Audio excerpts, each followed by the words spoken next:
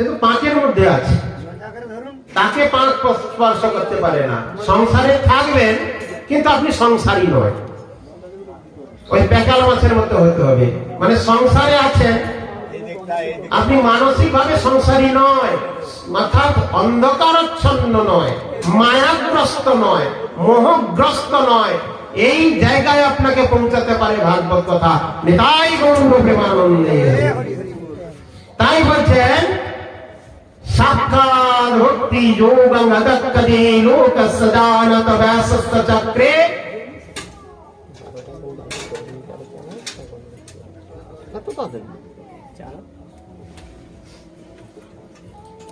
লোকস্য জানত ব্যাসস্য চক্রে সাততং সংহিতায়াং দশং বৈষো কৃষ্ণে কৃষ্ণ পূর্ণ পুরুষে ভক্তির উৎপত্তি পুংসাং শোক মোহ ভয়াপরা। সেই ভক্তির উদ্ভব হলে আপনার হৃদয় থেকে শোক মোহ ভয় এগুলো দূরীভূত হবে। ভয়ং দ্বিতীয়া অভিনিবেশতা, আমাদের মধ্যে দ্বিতীয় বস্তুর প্রতি অভিনিবেশ আছে বলেই ভয় উৎপন্ন হয়। তাহলে সেই ভয় থেকে সবকিছুই দূরীভূত হবে।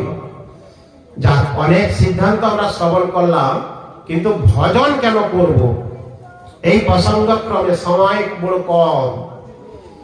আমাদের হরিকথা শ্রবণের সময় পাওয়া যায় না।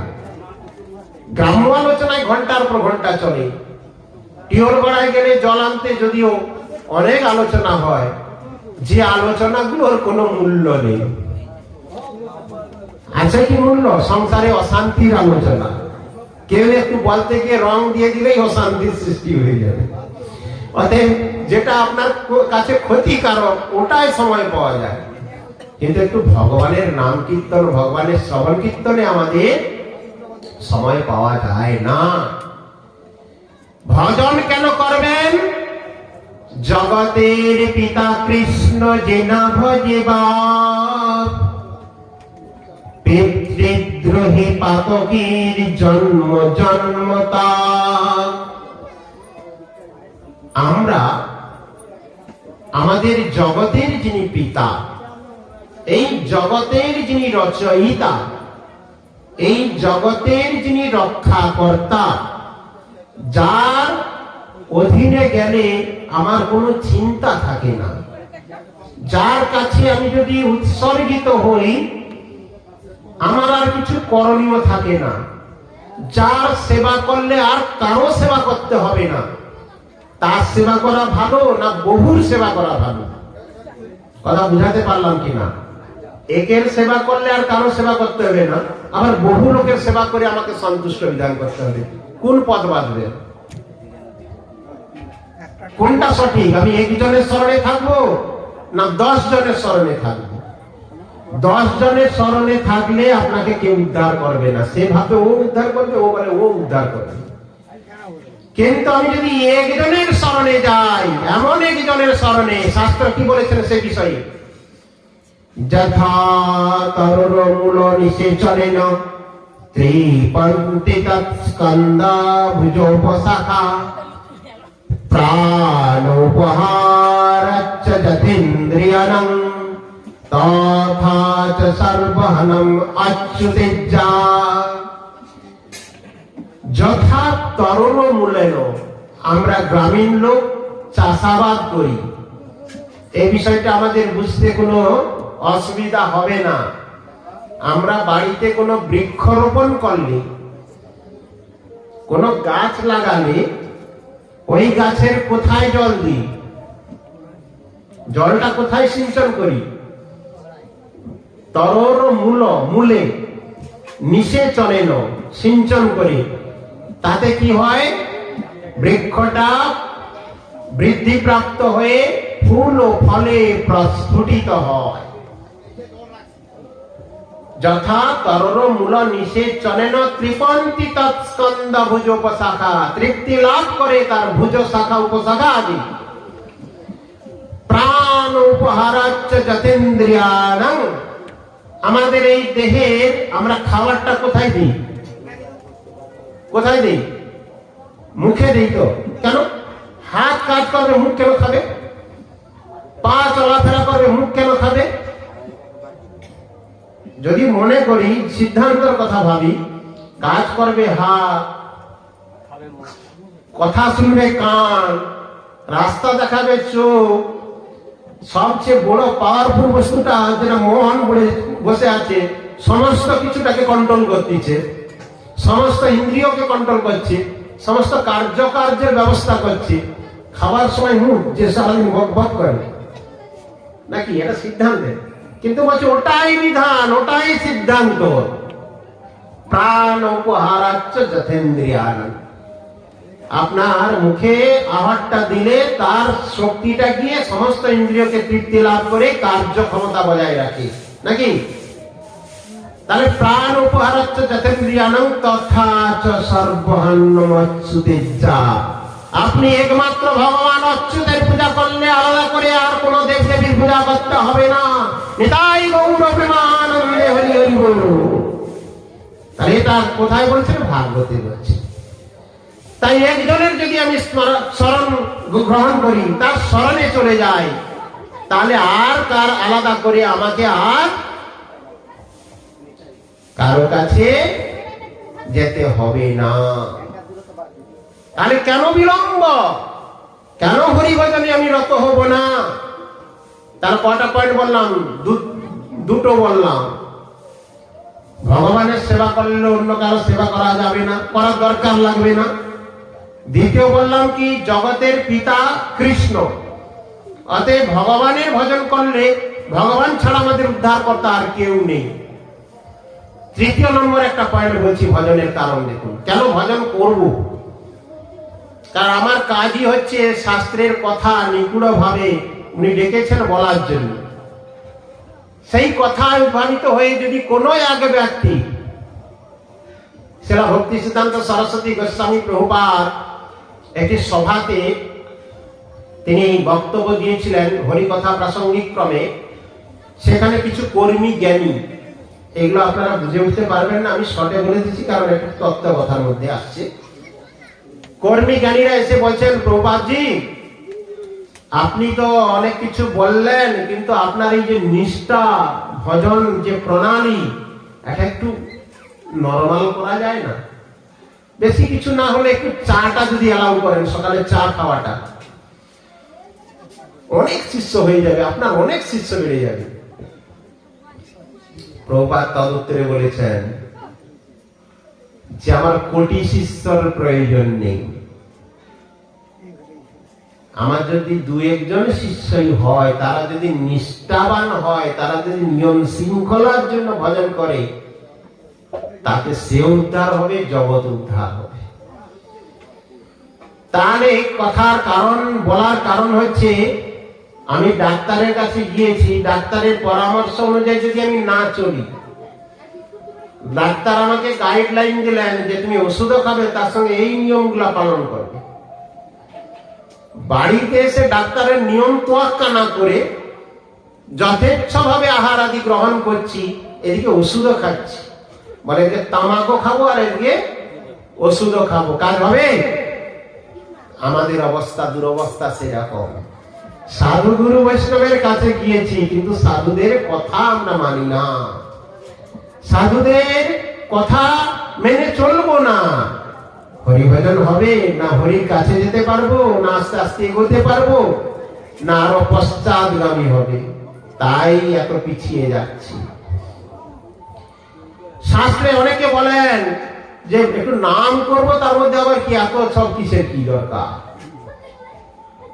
আহার শুদ্ধ শত শুদ্ধ শত শুদ্ধ ধ্রুব স্মৃতি। আপনার আহারের শুদ্ধতা না থাকলে আপনার নামও হবে না, কোনো কিছুই হবে না। তো আমি অন্য শাস্ত্রে বলছি না, আপনারা তো গীতায় পাঠ করেন, গীতায় বলেছে না, যৎ করোসি যৎ আশ্লাসি যৎ জুহোসি দদাসি যৎ যৎ তপস্যাসি কুন্তেয় তৎ কুরু সমাদর্পণম। আপনাকে বলেনি সাত্বিক আহার করতে, আপনাকে কি বলেছেন? প্রসাদ হতে হতে। তার কথা কি? যৎ করোসি, তুমি যা কিছু করছো, যদ অশ্লাসী, তুমি যে আহার আদি গ্রহণ করছ, যদ জুহোতি, তুমি যে যজ্ঞানুষ্ঠান আদি করছ, যদ তপস্যাসী, যে তপস্যা আদি করছ, তৎ কুরু সমদর্পণম, সব আমাকে অর্পণ করে করো। তার মানে আপনি তো যা কিছু আহার গ্রহণ করবেন ওটা ভগবানকে নিবেদন করে তো খাবেন, নাকি ভুল বললাম? শাস্ত্র গীতায় বলেছেন তো। তাহলে আপনি যে আহার গ্রহণ, যশলাসী, আপনি যে আহার আদি করছেন তা ভগবান নিবেদিত বস্তু আপনাকে গ্রহণ করতে হবে। তা আপনি প্রসাদ ভোজি, তা প্রসাদ ভোজি মানে ভগবানের যা ভোগ লাগবে তাই পাবেন, না অন্য কিছু পাবেন? বলুন, অন্য যদি কিছু পান তাহলে কি আপনার শাস্ত্র মানছেন না? তো গীতায় তো বলেছে, আমি তো অন্য কোন শাস্ত্রের দিকে যাচ্ছি না, পুরাণ মহাপুরাণ আদিতে যাচ্ছি না। ভগবানের মুখনিষ্ঠিত শ্রীমদ ভাগবত গীতায় তো বর্ণিত হয়েছে নবম স্কন্ধে।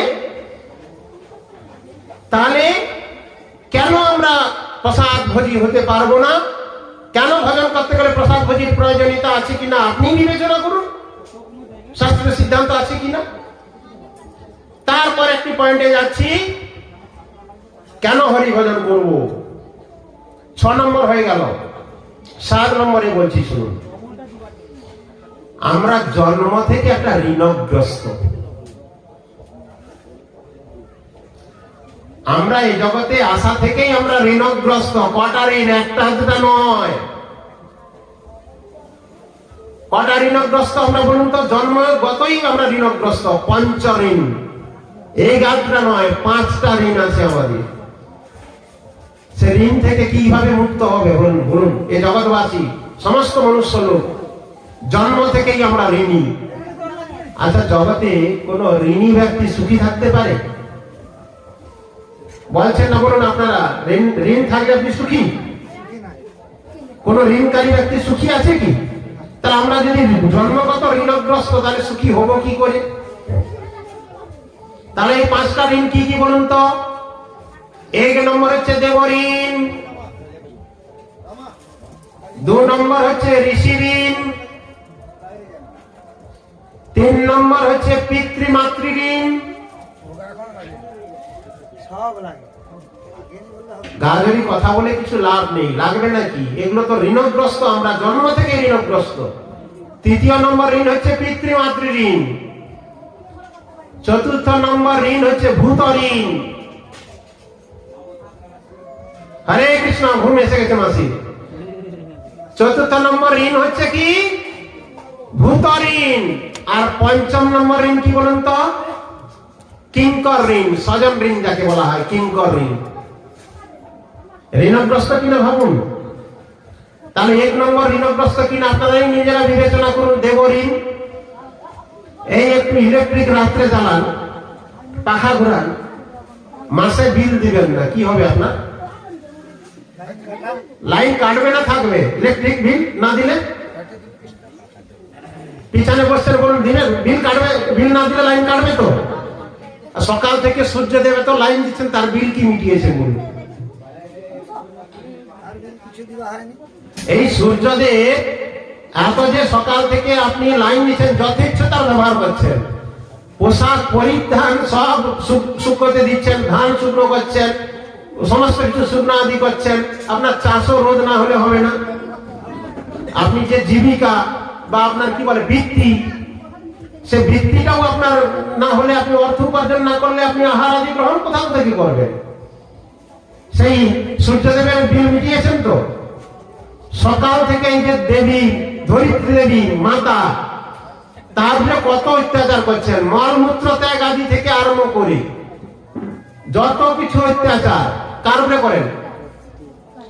মায়ের উপরে তো, এই ধরিত্রী দেবীর উপরে। তার কি সেবা করেছেন, তার কি বিল মিটিয়েছেন বলুন? এই বৃষ্টি জল, যার খেয়ে আপনি জীবন ধারণ করছেন, জলই জীবন। আবার ওই জল না হলে আপনার চাষাবাদ থেকে কোনো কিছুই হবে না, আপনার দেহের শৌচ কর্ম আদিও হবে না। সেই বৃষ্টি দেবতার কি আপনি বিল মিটিয়েছেন? এরকম ভাবে দেবতাগণের দ্বারা আমরা সবকিছুই গ্রহণ করছি, দেবতার সৃষ্টি সবকিছুই আমরা ভোগ করতেছি, যথেচ্ছ ব্যবহার করছি। এটা যদি কোনো পাওয়ার কোনো মানুষের হাতে থাকতো তা তার বাঁচার কোনো রাস্তা ছিল না। ছিল কি? হঠাৎ করে বৃষ্টি দিয়েছ, এত সমস্যা হয়ে গেছে, কত প্রকার অত্যাচার আরম্ভ হয়ে যেত তার মধ্যে। তাহলে স্বয়ং দেবতা যে আমাদেরকে দিনের পর দিন এইভাবে পরিষেবা দিচ্ছেন, তার কাছে আমরা ঋণগ্রস্ত কিনা বলুন? আমরা তার ঋণী কিনা? ঋণ শোধ করতে পারবো কি করে? পারা সম্ভব? তাহলে এক নম্বর দেব ঋণ, এ ঋণ থেকে আমরা মুক্ত হতে পারছি না। দ্বিতীয় নম্বর ঋণ কি বলেছিলাম? ঋষি ঋণ। মুনি ঋষিদের ঋণ কি বলুন তো?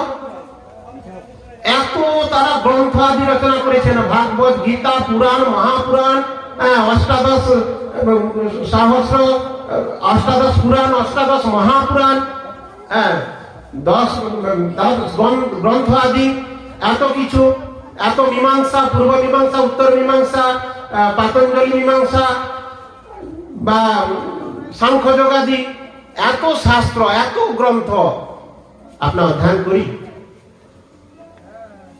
একটু শাস্ত্র পাঠ করি সন্ধ্যেবেলা, সকালবেলা ঘুম থেকে উঠে স্নান আদি করে তুলসী তলায় হোক, ভগবানের আলক্ষ্যের কাছে হোক, বসে একটু শাস্ত্র অধ্যয়ন করি কি? তারা শাস্ত্র অধ্যয়ন করি না। তাহলে মুনি ঋষিদের কি দরকার ছিল এগুলো করা? তার জন্য করেছেন। এই গাইডলাইন বা সংবিধানটা কার জন্য? আপনি গৃহস্থ ধর্মে আছেন, আপনার জন্য।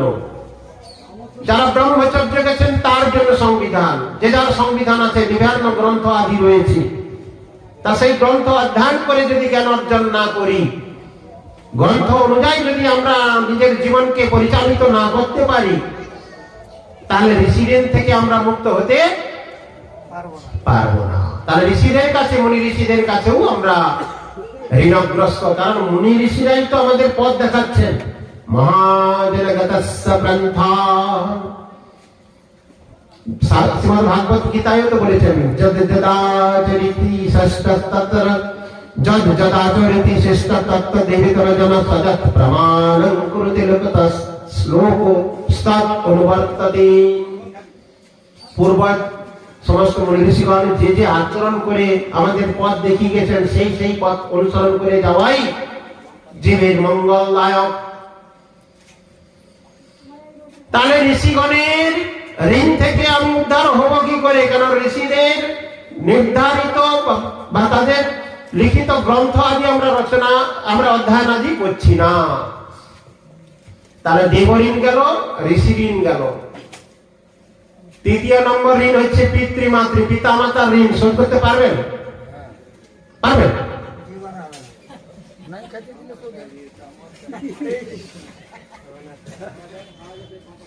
এসব শাস্ত্র সিদ্ধান্তের কথায় বসে এরকম কথা।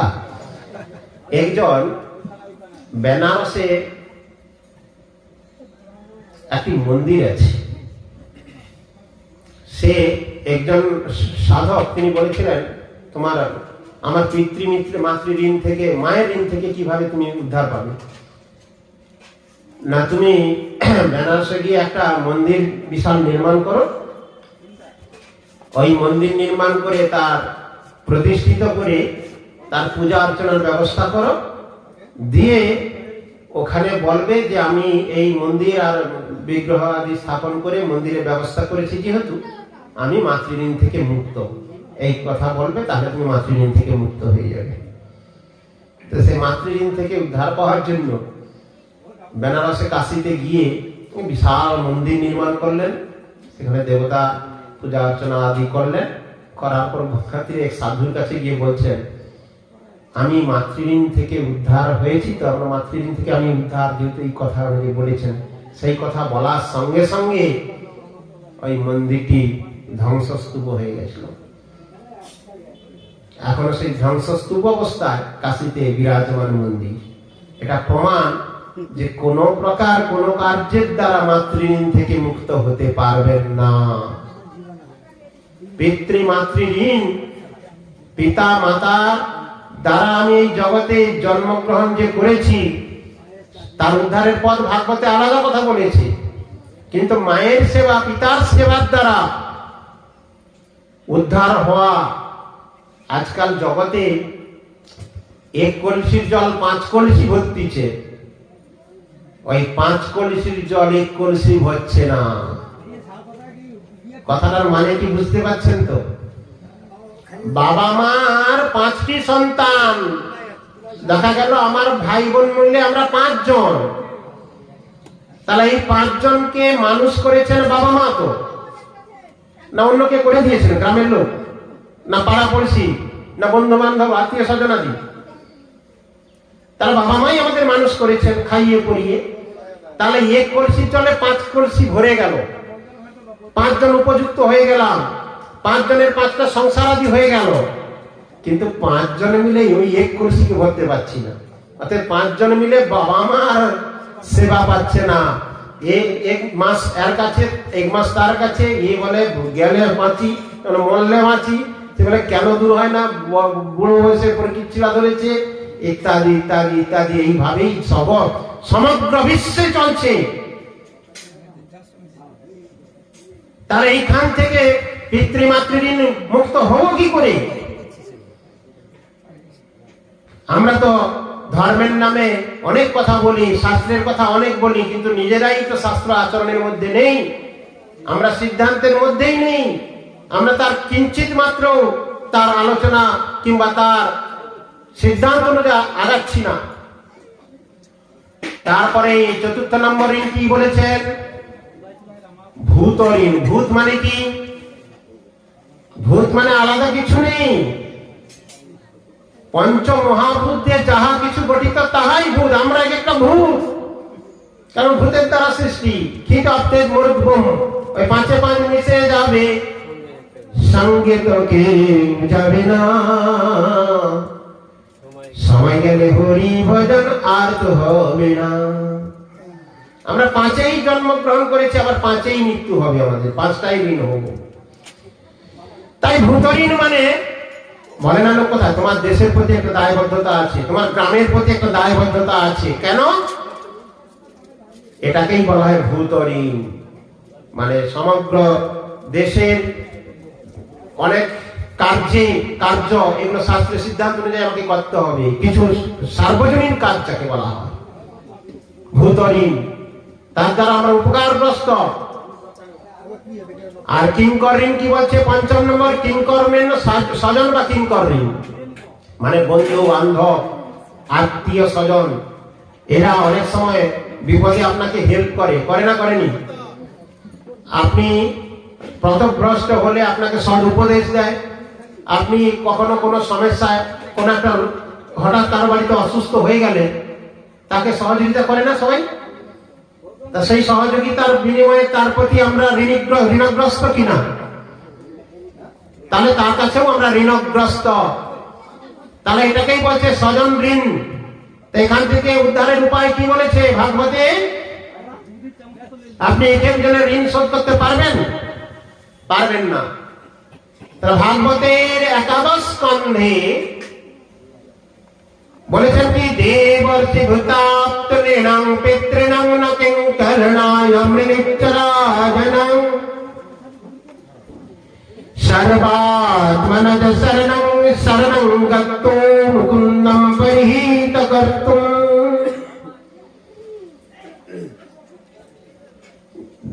দেবর্ষি, দেব ঋষি, দেবর্ষি ভূতাপ্ত ঋণং পিতৃণং ন কিঙ্করণায় মৃণিচ্ছরাজনং সর্বাত্মনজ শরণং শরণং গত্তো মুকুন্দ পরিহিত কর্তুম।